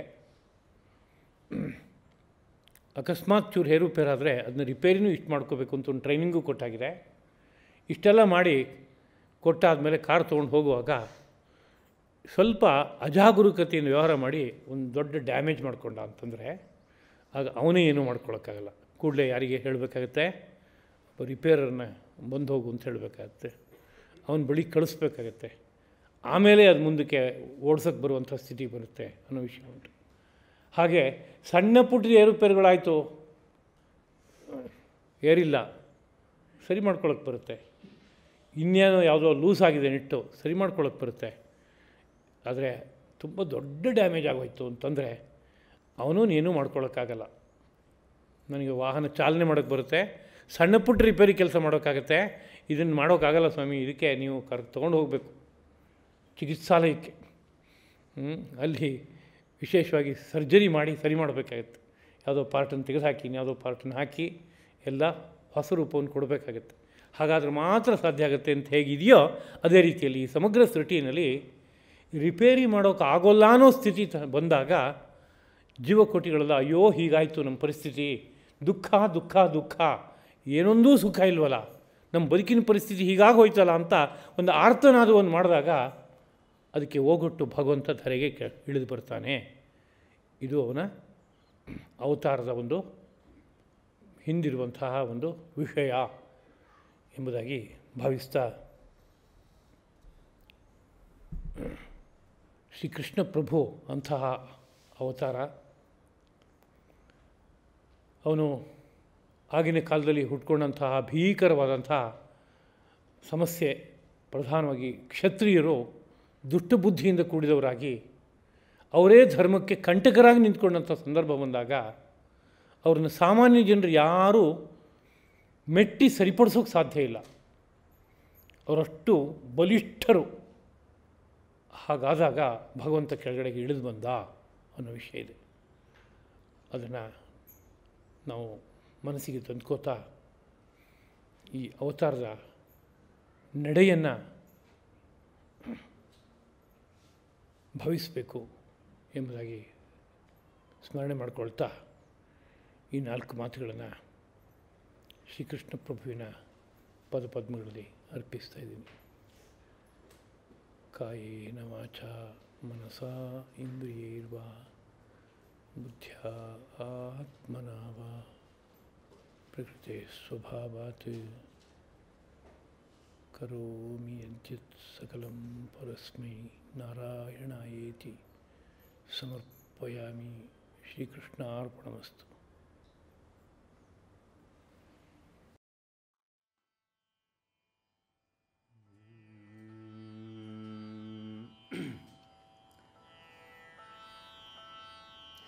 ರಾಮ ರಾಮ ರಾಮ ಸೀತಾ ರಾಮಾಯಣೀರೋ.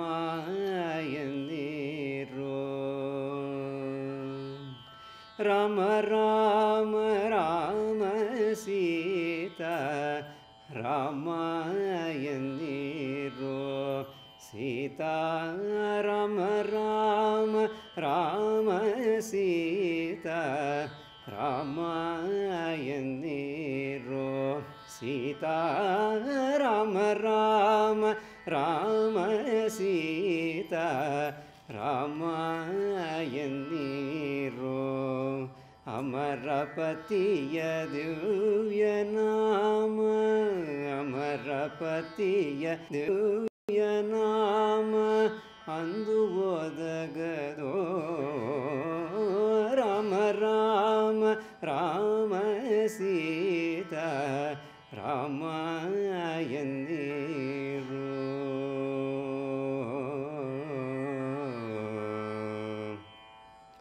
ಭರದಿಯಮನ ಭಟರು ಬಂದು ಹೊರಡಿರಂದು ಮೇಟಿ ಮುರಿಯೇ. ಭರದಿಯಮನ ಭಟರು ಬಂದು ಹೊರಡಿರಂದು ಮೇಟಿ ಮುರಿಯೇ. ಕೊರಳಿಗಾತ್ಮ ಸೇರುವಾಗ ಹರಿಯ ನಾಮ ಒದಗದೋ. ಕೊರಳಿಗಾತ್ಮ ಸೇರುವಾಗ ಹರಿಯ ನಾಮ ಒದಗದೋ. ರಾಮ ರಾಮ ರಾಮ ಸೀತಾ ರಾಮ ಎನ್ನಿರೋ. ಕೆಟ್ಟ ಜನ್ಮದಲ್ಲಿ ಹುಟ್ಟಿ ದುಷ್ಟಕರ್ಮ ಮಾಡಿ ದೇಹ. ಕೆಟ್ಟ ಜನ್ಮದಲ್ಲಿ ಹುಟ್ಟಿ ದುಷ್ಟಕರ್ಮ ಮಾಡಿ ದೇಹ.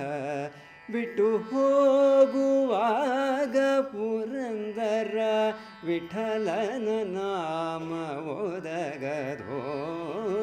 ದೇಹ ಬಿಟ್ಟು ಹೋಗುವಾಗ ಪುರಂದರ ವಿಠಲನ ನಾಮ ಒದಗದೋ. ರಾಮ ರಾಮ ರಾಮ ಸೀತಾ ರಾಮ ಎನ್ನಿರೋ. ಅಮರಪತಿಯ ದಿವ್ಯ ನಾಮ ಅಮರಪತಿಯ ದಿವ್ಯ ನಾಮ ಅಂದು ಒದಗದೋ. ರಾಮ ರಾಮ ರಾಮ ಸೀತಾ ರಾಮ